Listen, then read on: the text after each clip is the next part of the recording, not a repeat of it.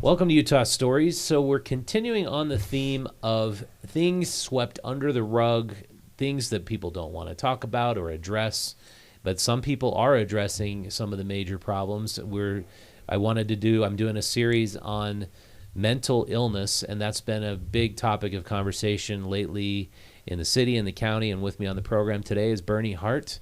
Thanks for joining me, Bernie. Thanks for having me. Yeah, and you have started one of the most interesting programs that I've come across to help the homeless. It's a free Tai Chi program that's through Library Square. Mondays.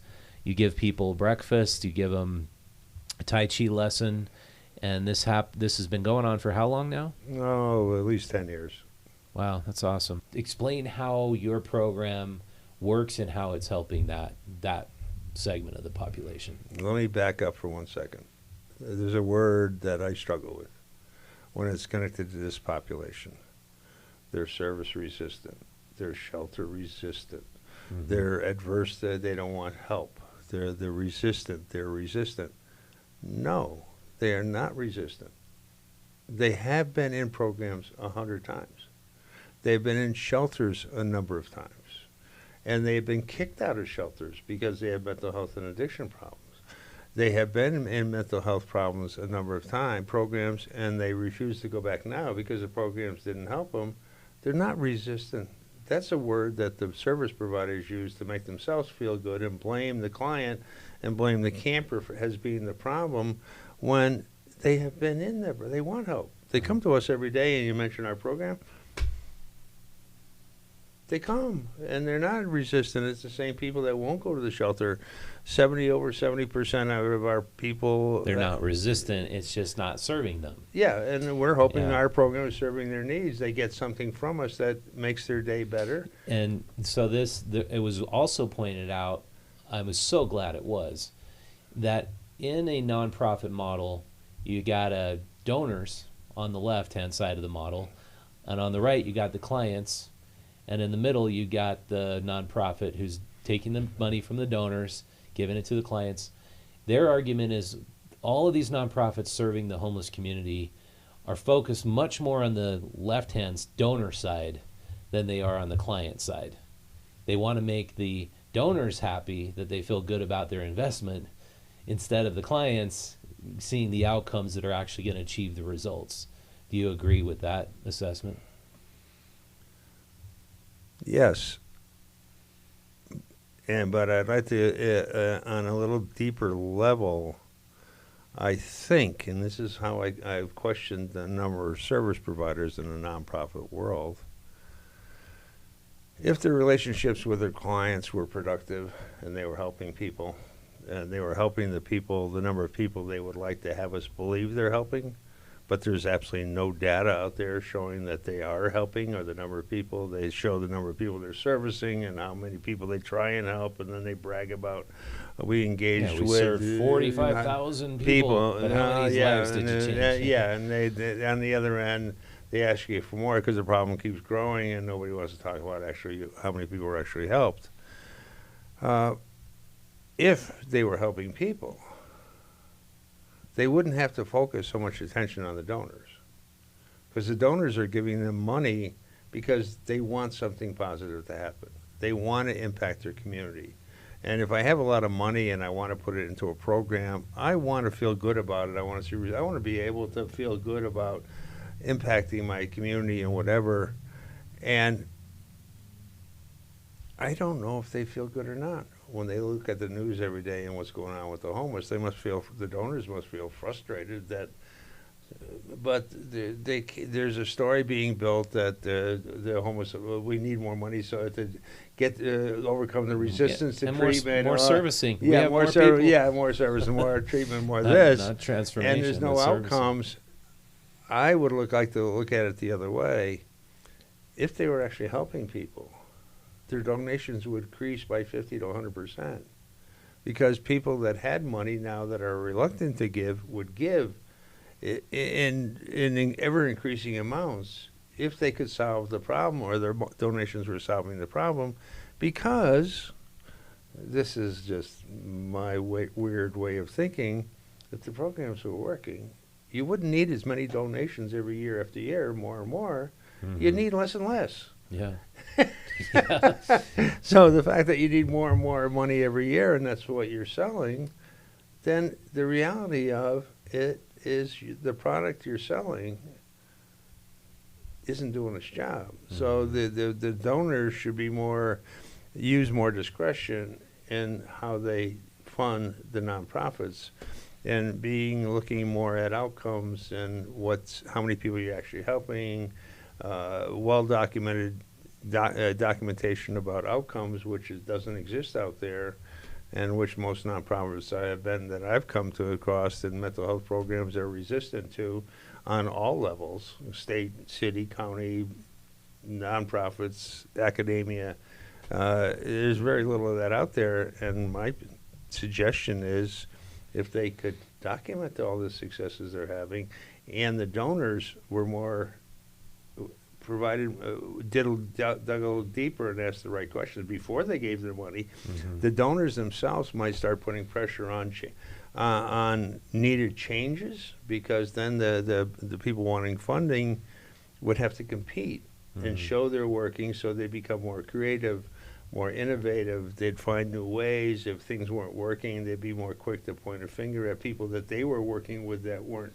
Yeah, it's kind of amazing. There's not something like a shareholders meeting where they go through a PowerPoint of what they've done, what they've changed to maybe accomplish a better result. Yeah. Because I've been examining the Road Home is the service provider for the Gail Miller, Wendell Place, Palmer Court, Magnolia, Grace Mary Manor. The Volunteers of America is the service provider for the women's shelter. And then the property owner of all those facilities is Shelter the Homeless, right? And that's a bunch of well-known bigwig, mostly LDS folks, who hire those service providers to use the brick and mortar to solve problems. However, it's clear they're not solving the problems. You just give people apartments, and they don't tend to get off drugs. They don't tend to get jobs. They don't tend to transform.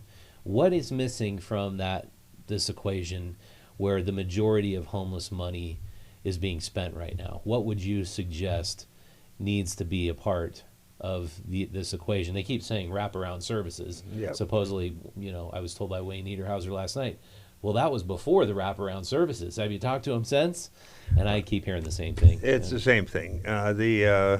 You mentioned the Magnolia House. I think they just put a trial program in where they're trying some new mental health services. Well, people in our program stay at the Magnolia House. They come, I ask questions, and the programs that they're putting in are the same programs that every other institution has used and has failed everywhere else, and they're not documenting outcomes. So everybody is spending money and wants to help and throwing money at the problem and trying to be creative and different, but it's always back to the same mental health and addiction programs. And that's not because people don't want to do better. It's the only tool they have. That's the existing model. The existing model, in my opinion, is failing.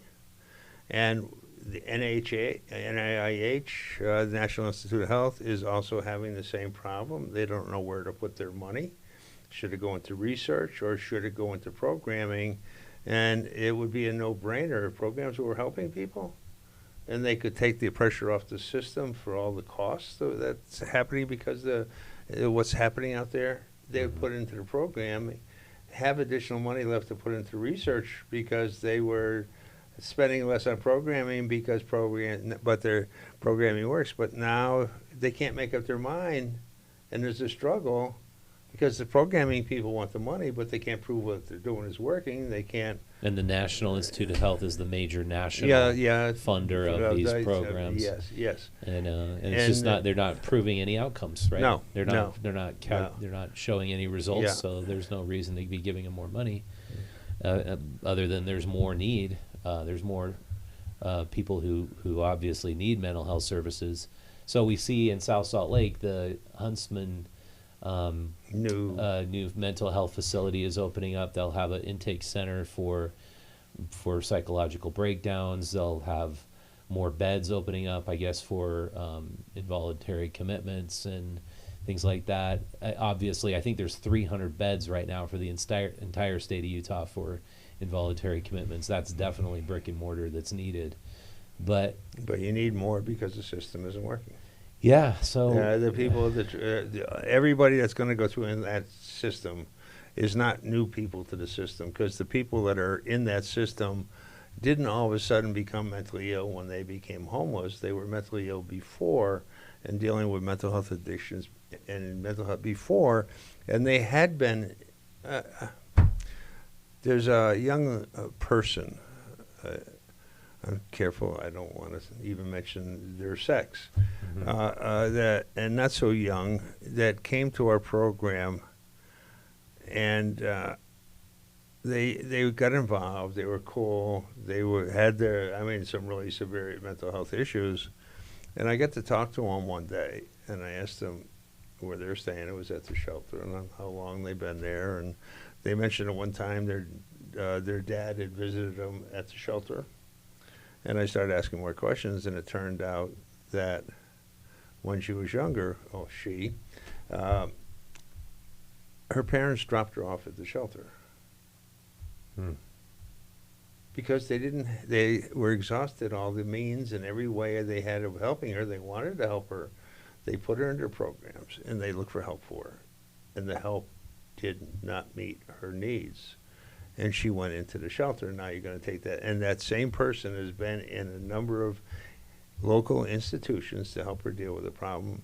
She came back to us the other day, a little better, but still dealing with a lot of issues. So building a new facility and opening up more beds is only happening not because you want to help people. It's because you got no place for the people to go that you can't help. And so the more beds means you have that additional option of putting them and institutionalizing them after you couldn't help them. And because if you could help them, there would be no need for it. There'll be no need for it. So I guess the big question is, why is there so much need, and what can we do to prevent the need and get people to be more healthy again? How do you heal people? We have a mental health crisis right now. Yep. What's going on, do you think? You have a crisis because programs aren't working. We're stuck in thinking about mental health and who we are in a certain way. You solve the problem by sending your child to our program. That's a reach. It's the first time I've ever said that. And I'm only saying it today because I reached out to 2 or 3 students that are doing some research with our program, and I got their permission to say that before I said it. And I'm not saying somebody should send somebody to our program because I know we have an answer. What I do know is we're looking at a different answer. Our answers do not conform to the existing model of how to deal and help people with dealing with mental health issues. Yet we have 30 to 40 people dealing with a wide range of mental health issues. They come to us every day, and we work together and have fun, and people walk by and they wouldn't have a clue. And these are people that are campers and everything else. So what I'm saying, it's not just our program. Question the people that you're sending the person you care about to, about the effectiveness of their programs. Do that with 3 or 4 service providers before you sign up. Pick the one that's going to sound like they have the most information about how effective they are. That even if they don't have that information, they may match the personality of the person that's going to go in. But if it doesn't, look for an alternative. No matter what it looks like. Don't keep beating the same. Don't look for and start a discussion and find a place that's having a discussion about new alternatives. I'm not saying just go in because it's new and different. And I could be trying to make money off you and promise you in the world, well, we pay people to come. We're not making any money off what we do, but we're exploring new ideas. And when I go out into the world and try and get people in the current service providers to talk about new thinking, new ideas, it's like the shade comes down over their eyes. They can't envision something different. but the need is there for something different. Get more information, be more discriminatory and more responsible in your giving, and you could have a major impact on the problem. Yeah. Yeah, and I think that... I've been waiting forever to say that. That's good. Yeah, well, and it's like you told the story about the girl whose parents just dropped her off. I mean, a lot of families are in that space right now where they have a child, they're just exasperated, they're spent. They maybe took their kid to the ranch that's, $50,000 for a year, and it's supposed to be the kid's going to discover themselves and get better. And then they come back and they I've just spent $50,000. I can't spend any more. And the kid's still not recovered. And then, a lot of parents, they're just giving up, and they would think, okay, the kid's just got to hit rock bottom, or, the kid's got to figure it out on their own. And you don't think that's the answer. No, because nobody, the people who have been in our program have been at this for years. They've been on the street for years and dealing. They've been dealing with stuff. Yeah. Well, a lot of these people at Other Side Academy, they said the best thing that ever happened to them was a long-term jail sentence. Yes. And jail isn't the worst thing in the world, because when somebody, I can think of 2 or 3 people recently that came back to us out of jail, and I knew them before they went to jail, and they were on drugs, they were just lived in a different world, and know their own reality. They come to us the day after they get out of jail, or the same day they get out of jail, they come to us. Mm-hmm. And I look at them and I say, who are you? You're not the guy that came here 3 months ago. And they tell me they were in jail, and I understand. They get a decent diet, they get to sleep, they get to feel better about themselves, a little bit, that part of it. Mm-hmm. And then they come back out in the straight, and that's when I'm glad they're with us, because they got a detox. Yeah, they get detox, and then we have a chance at that point to distract them and get them thinking and getting involved in what we're doing, and have it stick. And if we're doing the right thing, it will. Mm-hmm. We'll see some change and improvement. It may not stick the first time, but the second time it might. But each time, it shouldn't take forever if you're doing the right thing. And you probably shouldn't be spending all this money because this organization's telling you, 2 months in the wilderness is going to cure your kid. Yeah. I just don't. I'm very skeptical of those models. It cost us, we deal with 30, I think we had a snowstorm last week twice during our program. We had 25 people out in the snowstorm, outside. Wow. It was cold. Wow. Working with us. Campers, getting out of their tent. And they come, and we do things, and they're committed. They run the program. They run the Tai Chi. They do the stuff.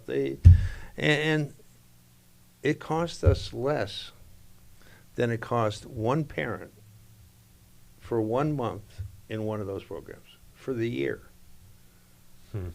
Wow. It's crazy. And it's the model, the idea, and letting the ideas and what you do the healing. It doesn't have to be a person that's trained or something. If what you do heals, it doesn't take money, because the idea is going to heal. The program doesn't heal. The idea does the work. You expose them, and the ideas don't cost any money. You work with an idea. I'm not a big religious person, but you pray. The prayer worked. It doesn't cost any money to pray. Yeah. That's right. You pray and you solve your problem, and it doesn't cost any money. And the thing that I see so often is I believe we're trying to solve spiritual deficits with material reward or material assets. Mm-hmm. And I think that's the essence of the problem. If there's a spiritual deficit, go to things like Tai Chi or the Bible. You go join a prayer group, go join a Bible study.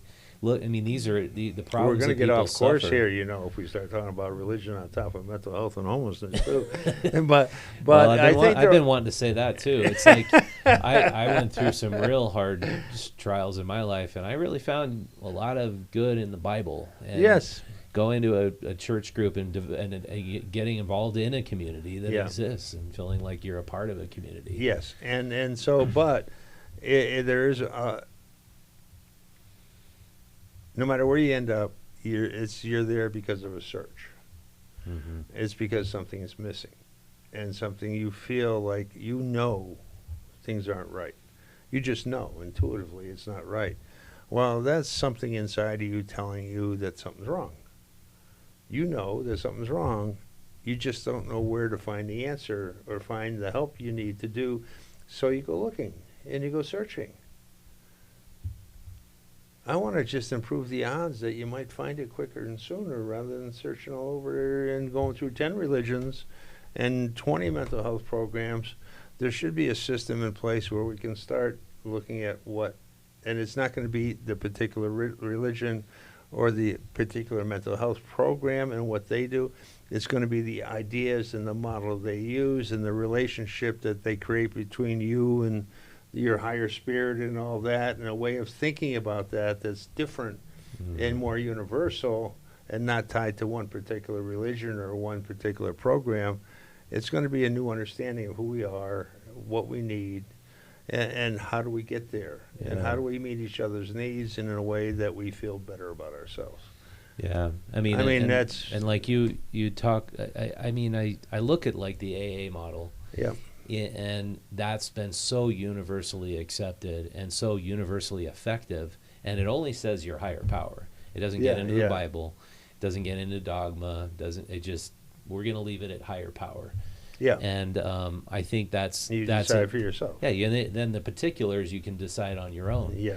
And I think that's an effective way to examine it, because if a person is ranting and raving on the street and they can't stay indoors, and one guy I interviewed, he just could not sleep indoors, and whatever ailment they're suffering from, you can't argue that if they get in better touch with their higher power, and that higher power is not telling them crazy messages, but telling them a different message every day, a better message, then chances are they're here we are laughing about it, but it's sad.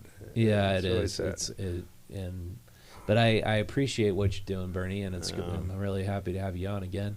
That's good. It's the opportunity. I don't have an opportunity to say, and I don't want to be critical because I know everybody's trying hard, but we have to do a better job. Yeah, we really do.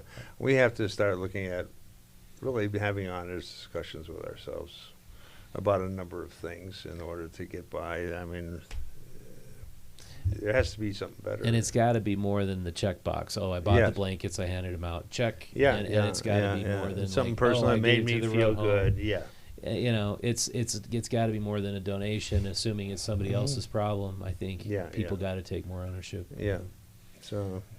And you decided to do that, take more ownership and be a part of the solution. And can we learn to be better than, as a species, can we learn to take it to the next level? Yeah. And that's going to take some major breakthroughs. And it's possible, maybe. But, yeah. So we're getting pretty philosophical here. Yeah, we did. Yeah.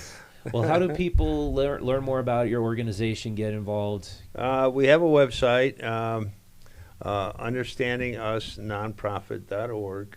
You can make a donation. Understandingusnonprofit.org. Yes. Okay. Well, thanks so much. And thank you so much for watching. If you'd like to be a bigger part of Utah Stories, go visit utahstories.com. Subscribe to our website to get exclusive access to our exclusive content. And we will also send you this magazine.